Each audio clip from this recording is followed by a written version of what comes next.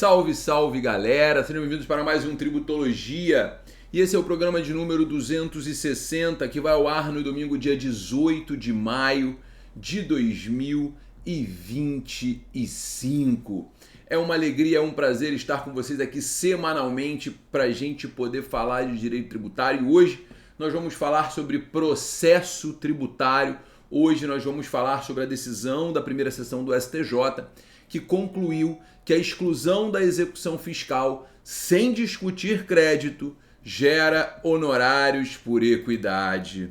Mas antes disso, por favor, não deixe de se inscrever no canal, não deixe de avaliar esse podcast se você está ouvindo na sua plataforma preferida, dá o seu coraçãozinho, dá a sua estrelinha e compartilhe se você gostou, para que mais pessoas possam ter acesso ao Tributologia, que é informação semanal, isenta e de qualidade. Pessoal, vamos dar sequência aqui. O grande problema que eu trago essa semana é que a primeira sessão do STJ concluiu o julgamento dos recursos especiais 297.166, 297.166 e 2109.815. 2109.815. E a primeira sessão do STJ fixou uma tese vinculante que muito impacta na advocacia tributária. A verdade é que o STJ já havia definido de forma unânime, em abril de 2024, que deveria ser aplicada a condenação de honorários por equidade no caso de exclusão do polo passivo do responsável. Mas veja, eu até falei sobre isso aqui no Tributologia, se você voltar no tempo você vai encontrar. Mas agora o assunto foi julgado como tese vinculante no STJ. E a tese aprovada foi muito contrária ao contribuinte. Olha só, eu vou ler para você, preste bem atenção. Nos casos em que da exceção de pré-executividade resultar tão somente na exclusão do recipiente do polo passivo da execução fiscal, os honorários advocatícios deverão ser fixados por apreciação equitativa, nos moldes do artigo 85, parágrafo 8º do CPC de 2015, porquanto não há como se estimar o proveito econômico obtido com o provimento jurisdicional. Agora o assunto é tema de recurso repetitivo no STJ e vai ter que ser aplicado por todos os demais tribunais no país. Mas para você que está chegando agora, vamos entender como funciona essa discussão e por que essa discussão foi levantada. O tema especificamente, ele trata da hipótese daquela execução fiscal que é proposta contra o contribuinte, contra vários contribuintes ou contra contribuinte irresponsável, enfim, e que efetivamente é possível que seja apresentada uma exceção de pré-executividade e um daqueles que está no polo passivo da execução fiscal é excluído. O juiz, ele olha para o caso concreto e fala, realmente, esse cara não poderia estar aqui, não poderia ser réu nessa execução fiscal.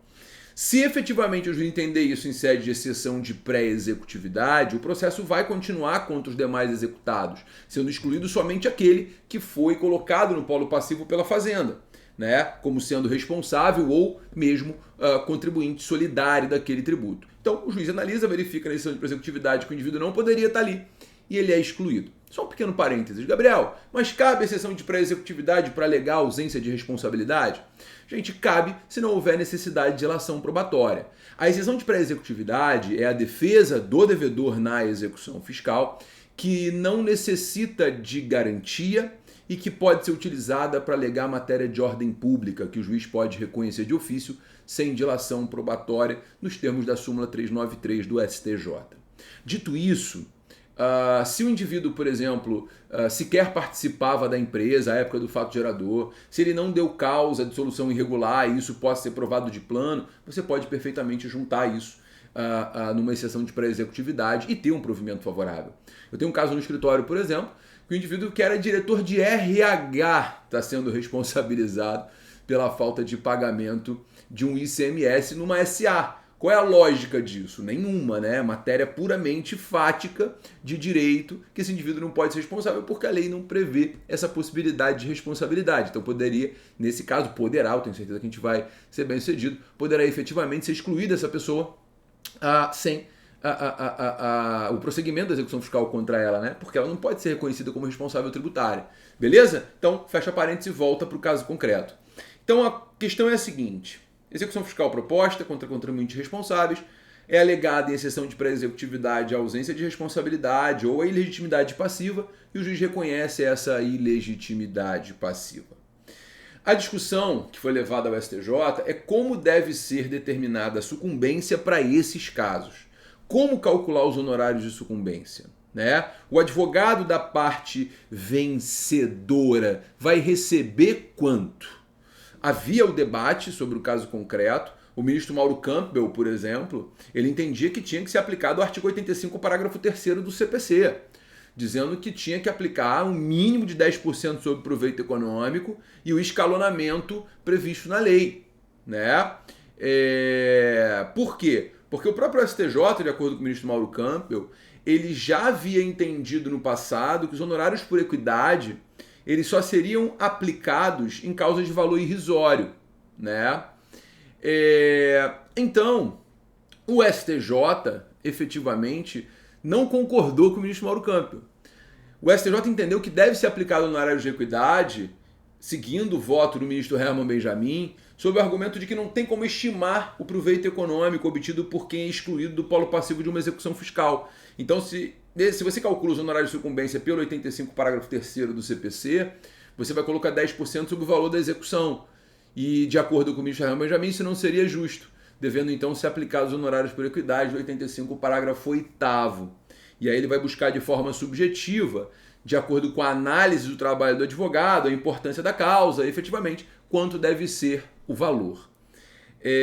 Então, seguiram o ministro Herman Benjamin, o ministro Gugel de Faria, Benedito Gonçalves, o ministro Sérgio Cuquina, o ministro Paulo Sérgio Domingues, o ministro Teodoro, o ministro Afrânio e o ministro Francisco Falcão. Foi quase que uma lavada, né, essa situação. Mas qual é a minha crítica a essa decisão do STJ? Eu, particularmente, não acho que a decisão do STJ esteja correta. Eu não sou ninguém para dizer isso, né? Mas eu preciso fazer uma crítica por um motivo muito simples. Falar que uma decisão de exclusão do polo passivo da execução fiscal não tem como medir o benefício econômico é realmente você negar os honorários para o advogado sem um argumento jurídico plausível. Por quê? Porque se o indivíduo é polo passivo numa execução fiscal e ele é devedor solidário, significa dizer que se efetivamente ele for excluído, ele não vai ter que pagar o débito.